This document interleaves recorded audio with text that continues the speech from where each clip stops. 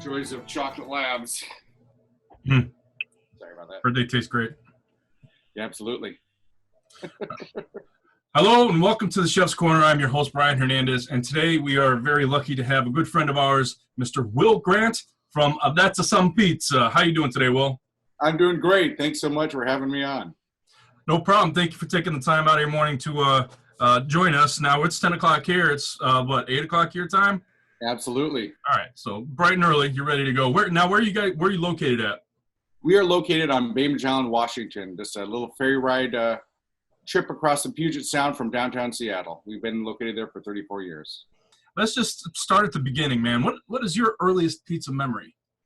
Well, my parents first opened up our first restaurant when I was 5 years old in Kingston, Washington, which is one of the more northern towns here. It's actually the northern ferry goes from Edmonds, Washington to Kingston, Washington, and Kingston's where we had our first location.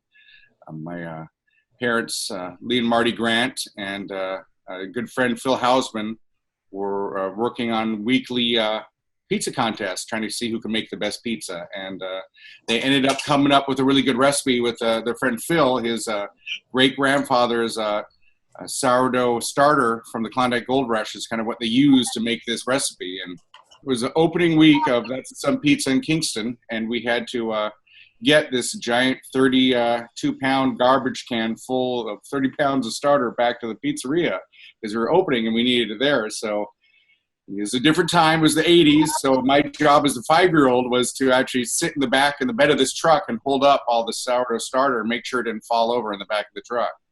Well, it was, late July, early June. It was warm out. They just fed the starter at up to 30 pounds in a 32-pound bucket. Well, anyone who's ever worked with sourdoughs will tell you, when you feed it, it's a living organism. So it grows and it puts out gases and it almost doubles in size. So we were about halfway down the road to the pizzeria. I'm sitting back here, hold on to this big gallon bucket. I'm little, so it's a big bucket to me. And the top blows off the top. And starters start streaming down the sides of this bucket. So here I am trying to fold all this starter back in on itself to make sure it didn't hit the ground. And I just remember terrified looking to the front of this truck thinking, oh no, am I going to be in trouble? And there, all the adults are just laughing at me because, here we are, I'm a 5-year-old trying to put this starter back in. It's just impossible. But it was my first experience. It was my first real memory with that sourdough like that. And it's amazing because it's the same sourdough that I used to win this competition. Okay. And what level of success did you have saving that starter? It was not very good, but, it doubled. So it went from 30 pounds to about 40 pounds in about 10 minutes. And it was pretty messy, yeah. All in a 32-pound bucket. Yes, exactly. Yeah, exactly. And the bed of the pickup truck with a 5-year-old. So, like I said, this time was a lot different back then. I forgot to talk about the Quest for Sourdough. They're my sponsors too. And I've been, having this really old sourdough and really kind of working before I even competing, I was trying to work. The last 3 years I've been trying to get national attention. Mm-hmm. And so this thing I found online called the Quest for Sourdough, and it's by Puratos out of Belgium. So the idea is they're going around the world trying to find the most unique sourdough starters, and they have made a World Heritage Museum in Belgium. In April, they're going to come and they're going to take some of our they're going to grab some of our sorry about that some of our sourdough starter and take it back to Belgium, and it's we will be the oldest starter in this World Heritage Museum there. It's kind of the same idea as the grain silos in Iceland and stuff like that. So it's really neat. It's been an honor to be a part of that. I don't even buy anything from them, and they're going to be one of my sponsors here in as I compete in Vegas and in the world. It's amazing. It's fun for me to be able to bridge this sourdough world to the pizza world too, which is so funny because that's where bread came from. Before World War I, you couldn't buy yeast. you had to use a starter to get a naturally leavened bread. That's just how the world was back then. And even so, the Klondike is really where this came from, the Alaskan Klondike. And what had happened is gold was struck there, and so people came across the country to trains to California, then boats up to Seattle, and then that's where they get the last stop before they would go to the Alaskan and Canadian Klondike. Well, part of the rules to coming to Alaska was you had to have a year's supply of food, because you're talking about -20, -50, -60 degrees of it. People were dying left and right. They were starving there, so they had to bring food. So a great way for them to have breads and stuff was to have their sourdough starters. That's where the big phenomenon came, where they would sleep with their starters to keep them active. And that way you could use it, you add more flour and water. So that's where the term sourdough for Southern Alaskans is still to this day, because it's just such a part of culture up there. Well, and that's great. And definitely congratulations on getting your piece of the pie, so to speak, into history, man. People are going to be seeing this for years to come. So you've mentioned that this is kind of was a family thing. Just kind of started out of people coming up with good recipes and just launching from there. So I was going to say, how did you get started in the business? Were you always being groomed to take over one day, or did you have other plans? And it was. Well, for me, it kind of was. My parents were always, always working, always busy, and I always wanted to be a part of that. And more so, I wanted to be able to buy my own things. My parents, were very blue collar. There wasn't a lot of extra money for gifts and stuff like that. If I wanted something, I had to work for it. I had to earn it, and a big part of that was, working in these restaurants. And plus, I was really wild. I was ADD, bouncing off the walls. My parents didn't know what to do with me, so they put me to work in the restaurant because they couldn't leave me alone because I was so young. And I really, I latched onto the chefs together, because we started with the pizzeria, and then we did a second pizzeria in a month. That's where the pizzeria that I'm at now, and we opened in '84. And then we had another Italian restaurant, that's just some Italian, in Bainbridge Island. Then we did another one, that's just some Italian, in Paulsbo. Then we did a Pizza Man Pizza in Silverdale, which is all local towns in Kitsap County here. And I really, growing up in it, I was always making pizzas, and then I worked with chefs, and we ended up becoming a chef's apprentice just because I was so wild. I needed something to keep me busy, and that was a great way to do it. And I really got a passion for food with them, and with my family, because we were always cooking at home. And my grandma was a chef, so she would always really instill that love of cooking for me. Well, that's great.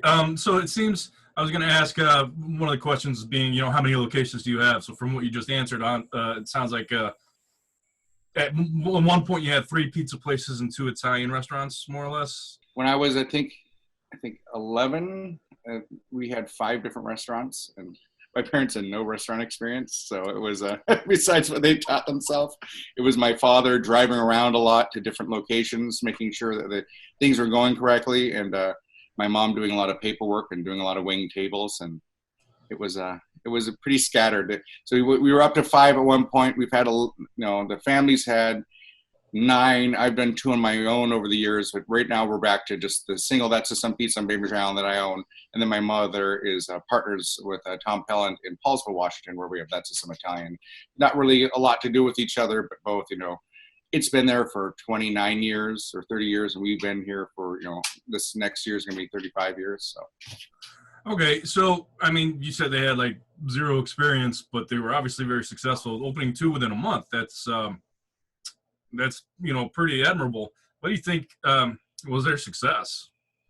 Or led to their success, I should say. Well, I think a big part of my dad's business plan with it was there was no pizza really over here. I think in Kitsap County itself, there was, at that time, I think 2 pizzerias, and he loved pizza. He grew up in downtown Seattle and around the area, and they had at least some choices. And it was, they went to remote places where people didn't have a lot of options, and they knew that it would do well. It's a low price point when you make your own dough and you shred your own cheese. So it was a good business plan. It worked really well, and it allowed him to be creative. And before we opened the first That's Just Some Italian, we spent a month in Europe. When I was 10 years old, we spent Christmas in Denmark.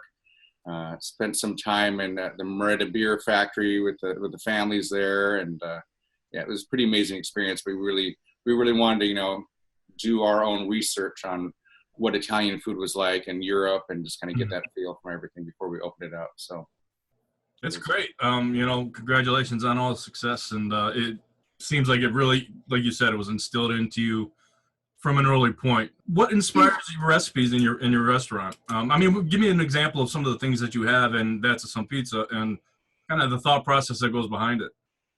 Well, so much of it came up before I even entered the picture as a chef. I just really kind of worked my way in it, but I kind of mastered them through the years. First, the first big pizza was our house special. That's kind of everything but the kitchen sink is what I call it. But it's Canadian bacon, pepperoni, sausage, black olive, onions, mushrooms, and green peppers. Like I said, it's the everything pizza. Every pizzeria's got to have it. Yeah. Really, that's how I judge any pizzeria where I go. I go and have their house special or their specialty that they do. And the thought process in it, you just want to give the best value that you could do. Back in the day, we didn't measure our cheese. We didn't.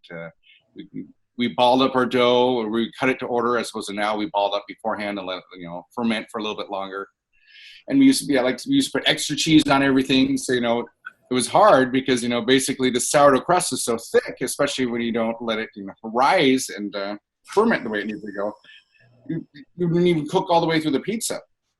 You put extra cheese on it, and it was just kind of a nightmare at times. You'd have a busy night, and all your pizzas are sent back because they're not cooked. And we had to learn how to adjust and how to well, how does this make sense? We'll maybe take off the extra cheese and lighten up a little bit on the toppings. So it's always been kind of a struggle. That less is more. I've kind of come up with over the years, and the KISS, keep it simple, stupid, is kind of a really, really important with cooking, especially in pizzas where you do think more is better, but the reality is, lighter. You want to taste every ingredient. You don't want one to overpower another. It's all how they complement each other, not how great your salami is or how amazingly fresh your mushrooms are. It's how they complement each other and come together to make the overall meal and to really accent the palate. Yeah, it's like you said, you want to be able to discern each flavor versus just mush. At that point, you might as well just chop it up and mix it all together and eat it. What is something else on the other side that you came up with around the less is more kind of mentality? Well, definitely like my Gorgonzola vegetarian pizza. It's a homemade Gorgonzola sauce we use with mushrooms, red onions, pine nuts, feta cheese, and garlic. So it's all on the lighter side of things. It is a few extra toppings, but when done correctly, it's really, really good. Yeah. Okay. And as you said, so everything is on a sourdough crust, yeah. Right? I'm just recently, since I went to Tony Gemignani School, we started implementing a Sicilian crust, and our sourdough works perfect for it. So we do a 72-hour fermentation with a triple rise and a proofing oven, and it's phenomenal. The sourdough like that, with the complexity and that Sicilian crust, the parve thing, it's pretty amazing. It's a lot of fun. The whole island's been looking forward to it. And actually, I had to custom order 10 pans from Lloyd's. And we are going to be using them here. Actually, starting this week, we're going to be actually getting going with them for the first time. So people are really, really excited for it, and it tastes phenomenal. What size pans did you get from Lloyd's? 16 by 16. It was so interesting to me to go on the East Coast. I never realized everyone did 18-inch pizzas. I grew up on 16-inch pizzas. And then when we were competing, my manager, getting them ready, we brought a 16-inch screen. It's like everything must be done in traditional on 18-inch screen. I'm like, oh boy. It's like, who's got an 18-inch screen we can use? For somebody starting a brand new pizza place or restaurant, any kind of business, what are some of the hardest hurdles to overcome in starting that restaurant? There's so many. It's you go through this process of getting a business license, going through the hurdles of dealing with a government, which is a nightmare. Wherever you go, it's just it's all this red tape you got to jump through, and it's never quite right, and it's never on time, and once you finally finish all that, after you've gone bald from pulling out all your hair, then the real work starts. So you got a restaurant, you got to staff it, you got to train people, you got to, it's so I guess the hurdles for the new restaurants, make sure you take time for you. You got to take a day off here or there. You got if you burn yourself out, you are your business. If you burn yourself out, there is nothing there. No one will care as much as you do about your business, and you got to make sure to take care of you. I've always had this philosophy that a business is a living thing. It's a living organism, kind of like the sourdough starter. where you have to put your all into it, and it will put its all into you. And you just have to have that mentality of it, that it's not for you, it's for it, and what's best for it as the restaurant. You have to really put it forward. So it's just part of the business. You got to be willing to do whatever it takes to make that business successful, because if you don't, who will? And you have to lead by example. If your employees see you don't care, they're really not going to care. It's that passion. You have to have a passion. Whatever you do in life, you got to do the best job you can do at it. Do it right the first time, otherwise you have to do it twice. And what's the point? Where did you mess up that you can maybe warn other pizza places about to make sure not to make the same mistake? One of the biggest things that you learned from that you would warn people about. I didn't have enough confidence in myself. I was doing a lot better than I thought. I was doing $1,000 a day in sales. I was like, God, that's not enough. I need to do more. And I look back at now, I was like, it was just starting up, in 15 years ago, doing $1,000 a day was really good in a pretty remote location where I was at. So just having faith in yourself and knowing that, you can only work as hard as you can. You can, you only do the best you can do. And that's enough. I mean, there's no more you can do than that. I wanted to go, it was in a more affluent area here on Bainbridge Island. I wanted to go for, family friendly and, lower price to get more people in there. Well, I mean, people don't care about the price per se as the passion. If you have the passion, you have the recipes, you have the food, they will pay a little extra to make sure you're there again. They don't want to come there and have a great time and have you be gone because you didn't charge an extra $1 or $2 for a pasta. I mean, you can't underprice yourself. You got to value yourself. Once again, you got to be confident in what you do to price yourself accordingly. You set the bar and you train your customers for what you want from them. And just like you train your staff. So you need to train your customers that you are a higher class place that, is worth a little bit of extra money because of your passion and what you do. My biggest probably point of advice for having a restaurant, if it's not doing well, you need to close it down. Don't close it. Sell it. People try selling restaurants for $200,000, $300,000. No one can afford that. But if you can keep your price point low and you can sell something for $60,000, $70,000, almost anyone can put that together. And once again, value what you have, value your recipes, and sell it. There's no reason for you to go bankrupt for nothing when you can just sell it and make a decent amount of money and help take care of your losses. Out of our 11 restaurants my family's had, we have never closed and not sold a restaurant. We've sold every single one. We still have the 2. That's a some pizza, that's a some Italian, but we've never had a loss on a business.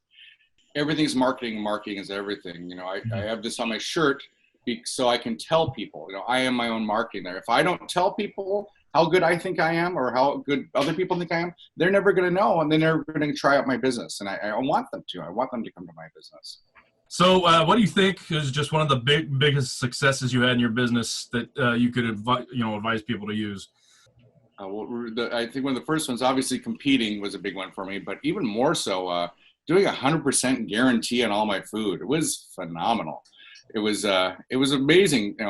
I was raised, like I said, I grew up in the business. I was raised as a chef. Very prideful, very, the customer would come in with a complaint. What do you mean my food's wrong? No, you're wrong. This is no way I mess up on my food. And you get these big arguments.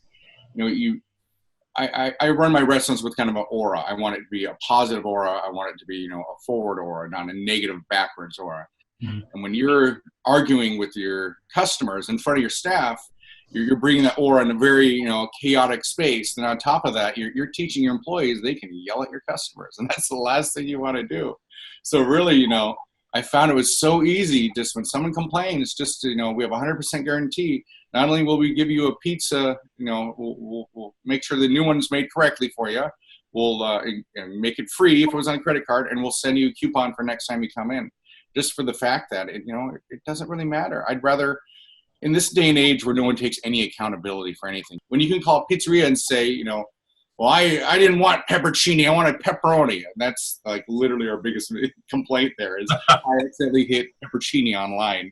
And then we just say, you know what? We got this. We're going to take care of you. We're going to get you a new pizza now, and we're going to get you one for next time. And it blows people away because they're used to fighting with everyone. It's the end of the day. They've had a bad day. That's the joy of the pizza world too. Everyone's kind of, the worst possible moment in their day, and they're calling you saying, "Where's my pizza? What did you do? This is your fault. My day is horrible. Why are you doing this to me?" And the reality is, you just say, "I'm so sorry. Here's a pizza." And then they get one in the mail the next week. We go from number 0 to number 1 in their book, and then the loyalty from that, they will never know. I say every mistake is a chance to make a lifelong customer.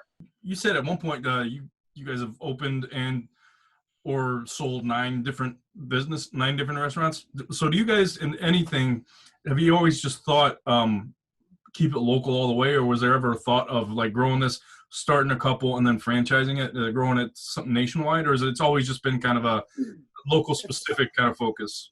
When I got back into working at the restaurant again, the big thing I want to do is at least give the opportunity of growth for our employees. If they feel like they're not going anywhere, they're going to go somewhere else, and they're going to grow with someone else. I always want to, it's one of the things I implement with my managing staff. If you can work for me and manage with me for a year, I will open up a restaurant with you. It's kind of a promise I give to my staff. Just the idea that we can grow with them. And I can copy this restaurant anywhere, but I can't copy me anywhere. And it's always so hard to find passion in other people and bring that to the business and really have that there also. It's kind of, that is always the issue. How do I make more me's? No longer are my managers even managers. They're my apprentices. The same way I apprenticed under chefs, I'm apprenticing them. And how do you attract and retain quality employees? I know you do, like you said, you did the 1-year promise with the managers and stuff like that, but I know there's a lot of turnaround in pizzerias, but I mean, what is just a couple tips that you do when you're trying to find people? You're always kind of winging it. You got to keep trying. You got to always be hiring. You can't not be hiring. You can't not be training. You always got to be working with people. You got to inspire them. For me, the restaurant industry is so crazy, especially the pizza industry. I think 90% of all people who are in the workforce started in a restaurant. So they don't really take it seriously. They take it as a side job. So, sorry, my dog's snoring. I don't know if you can. Is that what I did? I just heard that. Great. So the whole idea is that we're conveying to them what needs to be done and how we want them to do it. Then the second week is seeing if they're able to achieve that. But we have to give them the ability to. I have to give my staff the tools to do a good job if I expect them to do a good job. I have to tell them what I want from them if I'm going to expect any standards from them. And I have very high standards. We're a 500 square foot pizzeria, but we're one of the cleanest restaurants in the county. I mean, we haven't gotten anything under 100% on our health score for the last, since I've been there for 15 years. I just, there's daily cleaning, there's daily goal. I spend a lot of money on clothing just to make sure they're proud of how they look and where they work, because that's a big part of it. If you perceive yourself in a positive light, how are you going to, conduct yourself in a positive light? Yeah, definitely. You make them tuck in their shirts? No. Oh. Nobody got time for that. For us, it's aprons. You don't work at That's Some Pizza and not wear an apron inside. It's kind of old school. But a lot of guys, it looks like I wear a dress. Like, well, no, it looks like. Then don't wear shorts. Yeah, exactly. But it's a pizzeria. It gets hot in the summer. It's just, it's a part of the, it's part of who we are as bakers and pizzaiolo. You gotta, look professional. You gotta, plus you gotta keep that nice clothes clean. You can't be, covering yourself in flour and sauce and stuff and expecting me to buy you a shirt the next day because you didn't wear an apron. Do you guys do a lot of giveaways and stuff like that? How do you locally market yourself? Now that you've been around for quite a while, maybe some things that you did at the beginning to get a little bit of attention, but do you do giveaways? Do you partner with hotels, schools, and things like that? What do you guys do? So first off, we keep it local. We never, I'm not going to do any good supporting a Seattle school downtown, giving them pizzas or gift certificates. I'd like to help them maybe if they're on a trip over to Bainbridge Island, to help out people. I feed them when they're there, but I keep it local. I can't do anything for people in other communities. I can only take care of my community. Anything to do with school, we just say yes and we hook them up. They don't really ask for a lot. There's a few schools that have there's the the honor system with the kids, and so they made the honor roll. So once a week we give away 3 pizzas to one school. We always do deep discounts for schools too, and local private schools we do lunches for once a week, and then some once a month. And I just did a big takeover for the class of 2018, our local high school, for their prom. So, and what I do for takeovers, I actually give them 100% of the profits from our day there. So I make them do all my, I don't say a single thing on my social media. I don't put any signs out. I make them market as much as they can to get people to come to the pizzeria, and they get the profits from the day. My prime costs I always take care of. I always take care of the staff, and I always take care of the food costs. But anything beyond that, goes to the kids there, and it really it motivates them to be a part of the business. And so take over. They don't come in and work it. No. Oh, okay, I was gonna say that. I mean, that in itself would be fun. But okay, so they do all the marketing and the push for that, and then we're a 500 square foot pizzeria with, on a busy night, 19 employees working it. There's no room for, wow. We already have enough 16-year-olds in there kind of working their butts off, let alone for kids that don't know what they're doing in there also. All right, no, that's definitely great. Like you said, keep it local. But for such a jovial and fun-loving guy, I'm hearing a lot of screw Seattle from you. I don't know, is this No, I love Seattle. No way. Pacific Northwest all the way. That's why my grandparents are from, and it's no screw Seattle whatsoever. If it wasn't for Seattle, we wouldn't have the ferry boats coming over here. Awesome. All right, well, I'll let Seattle know, because they were asking about you just yesterday. So once again, you said you mentioned earlier, and we could see on your shirt, the 2017 Caputo Cup champion. Very nice. Did they make that shirt for you? Or did you make it yourself? I made it myself, absolutely.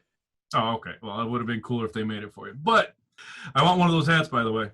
You got it. So this was, how many times have you competed? Is this your first one, or is it? This was my first time ever competing, and it was with a 6-year-old pizza I came up with. Okay, so this, what was the push behind it? Is it something you knew about pizza competitions? They've been going on for at least 20 years that I know of. I'm sure before that, like you said, just local things. Hey, well, I can make a better pizza than you. You think so? But how did you hear about it? What drove you to do this one? And are you going to keep going? Absolutely. Well, the big thing for me was that my whole life I've been in the pizza industry, and I remember 20 years ago my mom went to this thing called a Pizza Expo, and I was like, well, what's that about? She goes, well, it was amazing. And I saw this guy, Tony Gemignani. He was throwing pizzas around. He was just amazing. And she talks about how she saw him compete for the first time. And he came out on stage. He was just terrified. And he kind of looked around, and he just went nuts and started throwing these pizzas everywhere. And she was just blown away. And what really blew her away was after that had happened, she, of course, had to buy throw dough and bring it back to us at the shop. And she's standing in line, waiting in line. She gets up to the counter, and they were all sold out. And she's just looking at Tony and looking at it. And then Tony, immediately ran around, just running everywhere, trying to find a throw dough just for my mom. That really left a lasting impression with her. And so that's where I really learned about him and this whole competing kind of deal. And I, my whole life I was like, I can toss a pie, believe me, and I can do a few little tricks. There's no way I'm doing some under the legs, or I'm no Jersey pizza boys. I can spin a pie, but it ain't nothing like that going on. So I didn't really think there was a spot for me in that kind of competition. And when I inherited the business, and my mom finally retired 4 years ago, the big thing for me was I wanted to take this business to the next level. We were a part of this community for at that time 30 years. And we really had, something good going on. But I wanted to, really make my family proud and make my island proud and kind of take it to the next level. What could I do to really be the best man, the best pizziolo? Kind of like this whole, positive aura going forward. Well, a big part of that, obviously I'm a pizziolo. I've been doing this since I was 5 years old, but I wasn't a certified pizziolo. So I looked online to see where the closest schools were. I was like, oh, I'll go to Italy. Like, oh, there's some America. I'm like, oh, there's one in San Francisco. And oh, it's Tony Gemignani. So I was like, woo, done, sold, we're going. So I went there, and it was just an amazing experience, And then when the first, we sat down with the class, and the first thing, he does is ask everyone about where they're at and where they're from. And I told Tony my story, and he looked at me and goes, well, have you competed before? I said, well, no. And he said, you have to compete. There's no, in no world possible can you not be competing to do this as long as you have. And I tell you what, when Tony Gemignani tells you to jump, you say how high. So, and that really was the motivation for me. And for me, it was kind of a validation in a lot of ways. So much of the stuff he was teaching I know most of my life. And it was neat to kind of see the science behind it and really learn the science behind it, becoming a professional pizzaiolo. So in the daytime, I would, learn all that. And then the evening time, and because it's San Francisco, we go down to Boudin's Bakery, which they have a 130-year-old sourdough starter. So it's so neat to, learn about pizza in the morning, then go walk downtown and learn about sourdough in the evening. And it really inspired me with my dough to change. It was amazing. And then, with his motivation, I was going to wait till the next Pizza Expo, but he kind of mentioned, like, is anybody going to, the Pizza and Pasta show in Jersey? And it was kind of on the wall. At first I was like, no way, I'm not going to go there. I'm just waiting for the pizza show. But, going forward with this, positive, aura going forward with that, I just had to do the next one. At least, I went there to learn and do, find out how to make a better pizza and see what I could kind of do to kind of be a better person and, and be a better pizzaiolo. And, you don't go to Jersey to win a pizza competition. You go to learn and network and try to get to know people. And it was such an amazing experience. Everyone was just family there, and but it was hard at the same time. I had my manager I took with me to the pizza school had quit after 3 years, walked off the job about 2 months before this had happened. I had to restructure my shop, get back in there full time again, and kind of really train the staff the way I wanted them to do things. And then the week before we competed, my mixer blew up. My 80-quart Hobart blew up. So luckily, my mother and her partner, Marty, and her partner, Tom Pellin, were nice enough to let me use their 60-quart. So every day I was driving up to Paulsbo, 2 communities over, and doing all the dough and all the cheese on my own, then driving it back on top of trying to find a new 80-quart, get the old one out, get it fixed, and get the new one in. And it was literally 4 days before we had to leave that I finally got the mixer fixed. And I was like, you know what, I need to go do this. I need to prove to myself I can do this. And it was so hectic. I'd canceled this trip twice, and then I go and I won. It was just unbelievable. Well, and like you said, you wanted to wait for Expo, but sometimes you just do it. It's like a Band-Aid, right off. Do it. Mm-hmm. And a lot of times people don't win their first time out. It's like you said, they go to learn, just see what the experience is.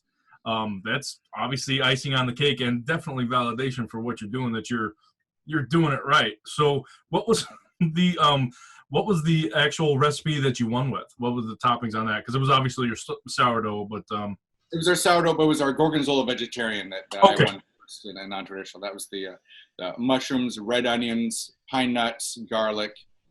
We do a 80-20 mozzarella provolone mix, and then the feta cheese. But my trick with feta cheese is I found out that if you bake feta cheese, it really dries out and gets crunchy. But if you wait until after it cooks and you spread it over the top, it keeps that moisture in there. So it's more like a chev consistency, more of a goat cheese. It really keeps that flavor too, so it's not so dried out. So it really is amazing, amazing pizza. And then not only did I win first place, but my assistant manager I took with me, Alan Raymond, he won second place in traditional with a pepperoni and onion pizza. So as of October 19th, we were the top-rated pizzeria in the nation. I mean, that's insane. I didn't know that. I didn't know he won second. Man, that's great. Yeah, that was crazy. So what was your category? Were you gourmet?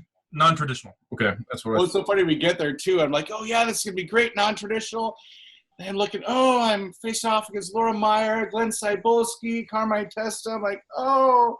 Then no one showed up for Neapolitan. I was like, God, why did I do Neapolitan style? But no, everyone showed up there. They were just the scheduling was a little off for the pasta part of the show. They were all doing pastas, came back to Neapolitan. I was like, why didn't I do Neapolitan? I don't want to face off against these guys. I mean, so many amazing pizziolos, that just, on that other level that, I'm lucky enough that I won, and I'm, I get to call a lot of all those guys my teammates now. It's a pretty amazing experience, to say the least. I offered you membership on my team, but apparently Tony grabbed you first, correct? He did. Like I said, Tony was so important in motivating me to compete, and really kind of reminding me that I'm a chef again. For so long, it was just kind of the numbers of the restaurant, doing the marketing side of things, forgetting, oh yeah, I'm a chef. I've been a certified chef since I was 15 years old. And maybe I should get in there and do a little more cooking and kind of mess with things a little bit again to get back to kind of that point of things. His motivation kind of pushed me, and then was so honored. It was just so surreal to be there. Here, one of my biggest fan is Tony Gemiani jumping and screaming and cheering for me there. It was, it's like I said, since geez, I'm 39 now, so I was, 19 years old. I've been a fan of him, and to have, my pizza idol jumping up and down, screaming "woohoo" for me was a pinnacle of what I did. Then, have a month later have him offer me a spot in the World Pizza Champion team. I was blown away. It was a lot to take in, just being, growing up on this little island, just being the pizza guy, and just always doing what I've done, and then just to be appreciated like this, and to be, added to this team, and you inviting me, him inviting me. It's very nice. Well, as you said, they are a great and a very talented team, and it's nice enough that the competition between our teams is on a friendly level. We're all friends outside of wearing our jerseys. So, yeah, I'm looking forward to hanging out with you in Italy. The first whiskey's on you. Okay? We're going to have a bottle of wine in Italy. Well, if not, maybe some Prosecco. I don't know. We'll see how it goes. What preparations did you plan on doing before you went to compete there, if you didn't have to deal with all the insanity beforehand? Well, it was a lot of listening to Frank Sinatra and Dean Martin and Louis Prima, and just blaring it on my radio and dancing with my daughter. It was me spending a month with Alan Raymond, my manager, with me, and really having him decide, okay, what toppings do you want to use for your traditional pizza? Okay, now I need you to make the next slicers for the next month. So he made a few thousand slicers of it, and really perfecting what we did. Just realizing lighter is better, showing him the path on that, on top of what we already do, and practice. I mean, you can't, even being at the competition, I wanted to make sure we're ready for everything. I feel bad for the poor judges that were there, because so everyone was using a Marsal. That gas was brand new, and it was running hot, so they had the temperature, I think, at 550, and it was cooking at 600, 625. So wow. I was like, Judge, tap! That poor guy. I must have yelled at him like 50 times, tap! And then finally we got him to turn down the oven and stuff, but I was just, I wasn't messing around. I've spent my life making pizzas in front of Bainbridge Island and my family that is my island there. And so competing there was amazing. It was so much fun. And instead of having, customers stare at you waiting for your food, it was these other chefs, both pizza teams, just watching what I'm doing and going like, wow, look what he's doing. Or, oh, wow, he's got a 120-year-old starter. And really appreciating what I brought to the table. It was just awesome. I mean, that was amazing. It wasn't until after I finally took my pizza out of the oven and took it to the judges that I was like, oh my God, someone's going to judge my pizza. What did I just do here? Well, and by the way, before I do forget, if your mom ever wants Sourdough, you guys call me, because we make it here. Oh, wow. I'm your Sourdough contact, man. I'll trade you a hat for Sourdough. Sounds good. Now I'll make it personally, so I make sure that it's the best quality you can get. What's a good tip? What's a good tip that you can give a brand new competitor, somebody who hasn't done it yet, who's thinking about it? Maybe they're on the fence. What can you do to kind of push them over? Get over yourself and do it. Just do it. Just don't think about it. Just do it. This is kind of like life, kind of like you were saying, just doing it. And I love it. Star Wars. I'm a big Star Wars fan, and the Yoda, do or do not. There is no try. And I'm a believer in that. Star Wars fan myself, man. You rebels.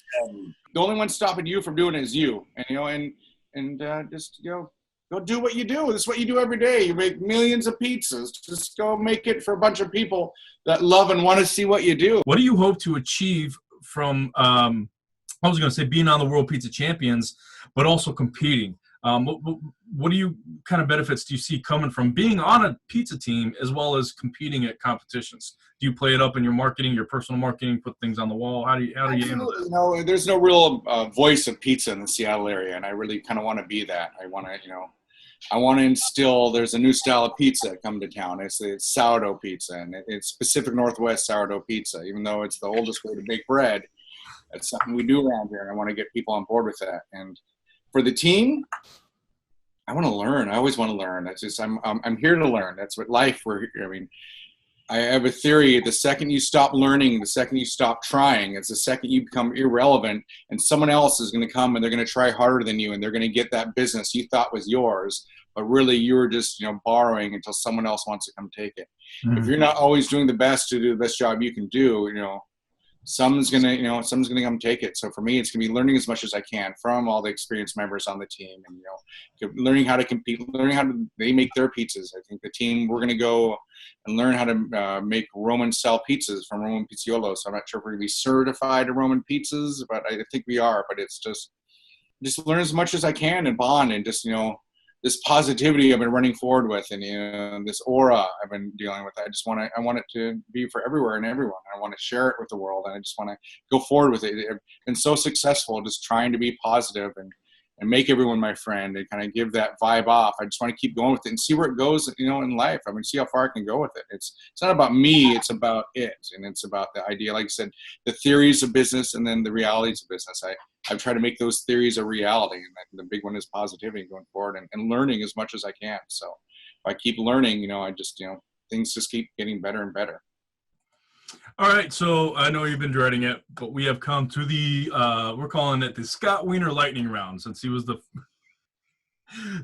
first one to actually have to endure it. So here's how it works. I'm going to give you 3 ingredients, which I have not given you beforehand, and you gotta let me know just off the top of your head what you would make with them. Preferably pizza oriented, but if since you do other Italian cuisine and stuff, just how would you would use it. I don't know what the hunting season is like up in the Seattle area, but like bird hunting. So your first ingredient is duck. Duck. Well, I say with that, I would love to do. Actually, I have used duck in the past. I did a Peking duck pizza, but I used a hoisin sauce base slightly with a sautéed duck breast. You can actually buy it and cut thinly and put over the top. And I put green peppers, onions, and peanuts on it. And then over the top of that, after it cooks and I cut it, I put crispy chow mein noodles on it. Those big, that's amazing chow mein noodles over it. It was a phenomenal pizza. So yeah, duck hunting in Washington, it's a big thing. I'm actually, this next weekend, I'm heading out with my snoring bird dogs over there to go have some fun and get some duck. But yeah, duck is it. To me, I've always loved kind of gamey foods like that, and duck especially. That duck fat just really reminds me of like pig fat, chicharron, and kind of that thick, soluble. It's just butter. So moving on, second ingredient, we're gonna move way far away from the Northwest. We're gonna go with avocado. Geez, avocado on a pizza. You could do maybe. There's so many choices with it, I've had it in places where people have done smoothies with it. They do this boba tea in some of the Asian cultures, and so it's big tapioca balls, and they do like smoothies, but they have this tapioca in it called boba, and I've had it with avocados before. It's phenomenal, like an avocado lychee. Oh, it's so good. Yeah, don't even get me started cooking stuff. So maybe do a spread as a base, and then you could do maybe like some yellow and black corn over the top, maybe a little bit of I guess it depends if you want to go like a theme with it. Maybe do avocado, I'd say maybe some chicken, like I said, some corn. That's like the Dominicans do, like they have corn all over the pizza. It's kind of funny. Ham and corn is a big thing. That's what I love about pizza. If you love something, put it on a pizza and nobody can tell you you're wrong. And now there's nothing more American than pizza, really. Sorry, Italy, it's UNICEF now, but we stole that shit a long time ago. So without creating more wars between our lands, avocado, chicken, some corn, would you top it off with anything? I always feel citrus with avocado. Yeah, a little lime. Well, you do kind of maybe I'm kind of a purist about my avocado. I don't like guacamole so much. I don't like everything kind of in there. I just like pure guacamole for sure. But definitely, if you're gonna do you're gonna do a Latino theme with it, you got to have some cilantro on there. Dominicans, they do like a ton of cilantro over everything. So definitely have cilantro and corn and chicken, and you need something a little more. The corn to be good texture. You definitely want a little bit of crunch or bite to that. Maybe or just a nice crispy thin crust pizza or something like that. I always love, as much as I love our sourdough thick, a little bit New York with a little thick crust. So sometimes a thin crust, I call them Cracker Jack thin crusts. Yeah. Where it's like a cracker you can snap in half, something like the crispy with that too, with that. Oh, the cheese like that too. Maybe getting like maybe again like feta like that. It does that Mexican queso that they do. It's kind of salty. Dominicans kind of have a version of it too. That white cheese is really kind of salty. So feta would be good. Yeah, feta, guacamole, corn, chicken. I'm literally gonna have to go make this pizza now. What about this pizza now? That's great. Just save me a slice. All right, so here's the last one. It's not too crazy. Might be along the same lines of do you cook it first or is it an after topping? But sun-dried tomatoes, and this can be other dishes as well. But it doesn't necessarily have to be pizza. That's what we're looking for. But whatever you do. One of our most popular pizzas that, besides the house, and now my Gorgonzola vegetarian, is our Frog Rock pizza. On Bainbridge Island, there's two giant rocks on top of each other that have been painted for the last 30 years to look like a frog. It's called Frog Rock. And so we made a Frog Rock pizza. It's a pesto base with Italian sausage, artichoke hearts, and sun-dried tomatoes. And people love it. It's a really, really good one. I guess at this point, there are never any losers in the Scott Wiener lightning round. So I would like to congratulate you on winning another competition right off the bat for your first time. Good job, man. I'm excited about that. What was that? One more time? Yeah, okay. So I don't know if they were able to see that. So yeah, here we go. You raise the roof. All right. Yeah, prize revoked. I won't be doing any dance competitions. I'm going to stick to pizza. Yeah, excessive celebration, prize revoked. This recipe that you need to give me for the Chef's Corner, what is it? Do you have it in your head yet? Do you know which one we're doing? I do. It's going to be a sourdough recipe. It's going to be for making some sourdough pizzas. Okay, so what toppings did you have on that? Well, for that one, it was just going to be the dough recipe, and then we could do my Gorgonzola vegetarian. Okay, yeah, we could do the champion pie. That would be great. It's something that they can make at home as well, right? Absolutely, yeah, no, absolutely. I'll be doing. I'm actually going to be working on a cookbook here soon called The Culture of Culture, and it's going to be telling my kind of lifelong quest with sourdough and my philosophies through life through sourdough, and a few fun little recipes sprinkled in there too. And I'd love to share with you that starter and that some of those recipes too. So we'll do that Gorgonzola vegetarian, and we'll do our sourdough with you. Well, that way people can read it, they can see you make it too in one of your videos. Exactly, and that's what we're aiming to achieve here at the Chef's Corner is, for people who like to read, they can read it. If they're visual like me, then they get to watch somebody do it and hopefully not fall flat on his face. So Culture of Culture, that is just such a great name. Thank you. I've always felt, learning as much as I can, and always, I have a diverse family.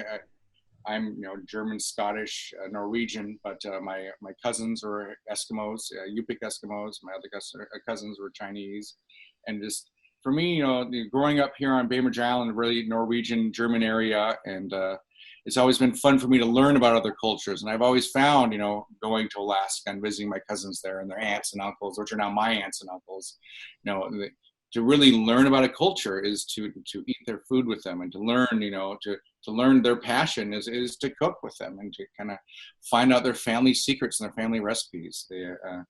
It's always so, variety is the spice of life. You get so bored always doing the same thing. It's always fun to kind of learn something new and meet someone new and share something new. So to truly to learn a culture, you have to eat their food, and you have to sit down and eat with someone and kind of see how they live their life and how they do their how they do their cooking and their views on the world. And I think a lot of it does come through on cooking like that. Is there a place where people can go to look for this?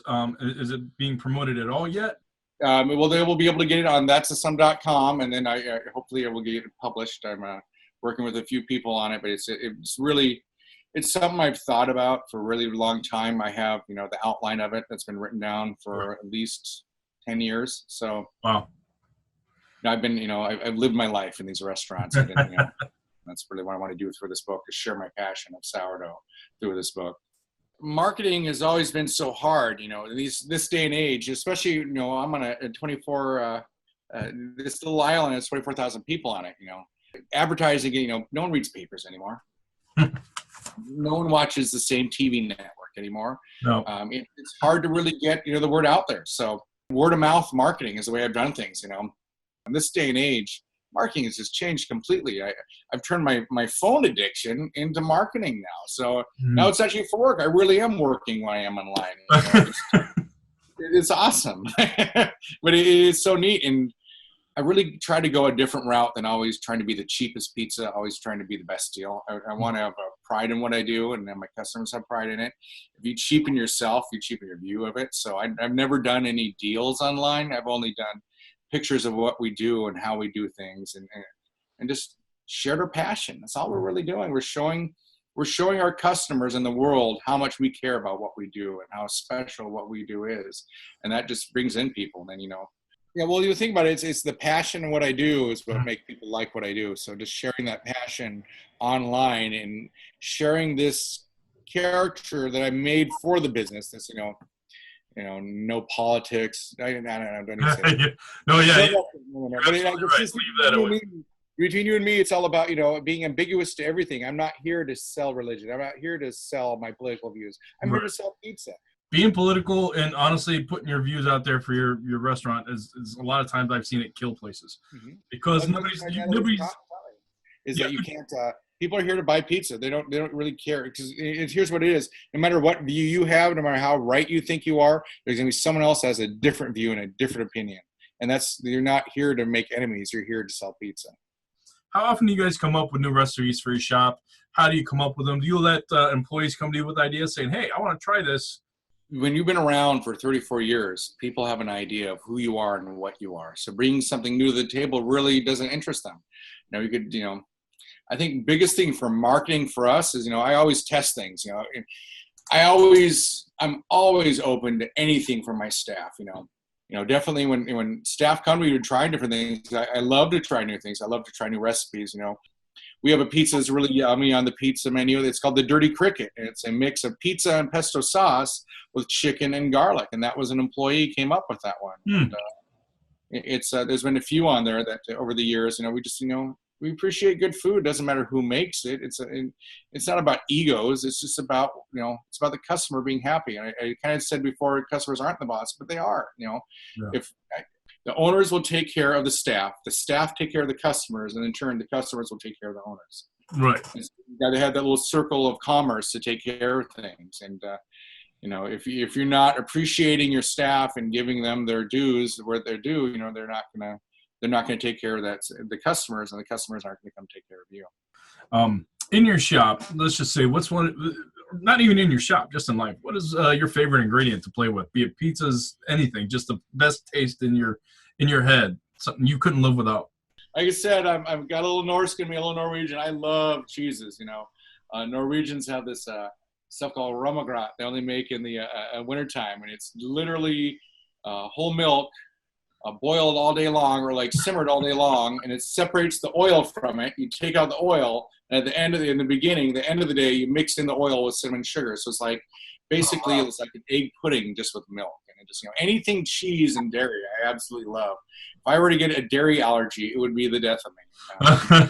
So on the other side of that question, what's your least favorite ingredient? Something that if one of your employees brings it in, you fire them on the spot and block them on Facebook.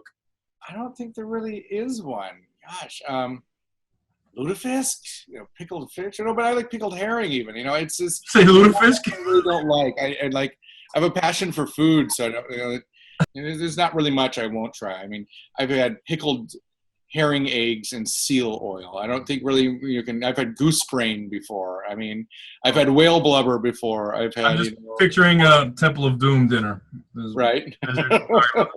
Monkey brains. What is one ingredient that you don't use now, but you always wanted to use, or you have plans of incorporating into your menus? Something that you've been fascinated by and just want to start playing with. I want to do gooey duck. So Washington is the only place in the world that has these gooey ducks, which are a giant clam, and it is amazing. And it's grotesque. It looks like a giant horse penis, and you have to par bake it. You have to skin it, and it is just weird as crap. But we're the only place in the world that has it. So really, for me, I want to really kind of come up with a recipe and use that, and really, I want to be the only place in the world that has, gooey duck pizzas and stuff like that. Kind of be little bit different that way. Think outside the box with that and really kind of make it my own and make a gooey duck fritter and, make all kinds of different things like that. Do a sweet potato tots with fritter tots, stuff like that. Yeah. All right. Well, that's all the time we have today on the Chef's Corner. I'd like to thank our guest, Will Grant of That's Some Pizza up in Bainbridge Island? Bainbridge Island, Washington. Bainbridge Island, Washington. So thank you so much for taking time out of your day. We definitely appreciate your contribution to the pizza world now. Sourdough is going to be that next big thing that we're going to be all hearing about. So once again, thank you so much for your time, and congratulations on your win at the 2017 Caputo Cup. Well, thank you very much. I'm just honored that you would have me on the show, and just honored that you would appreciate my life's passion like this. And it's been fun sharing it with you, and I look forward to share more in the future.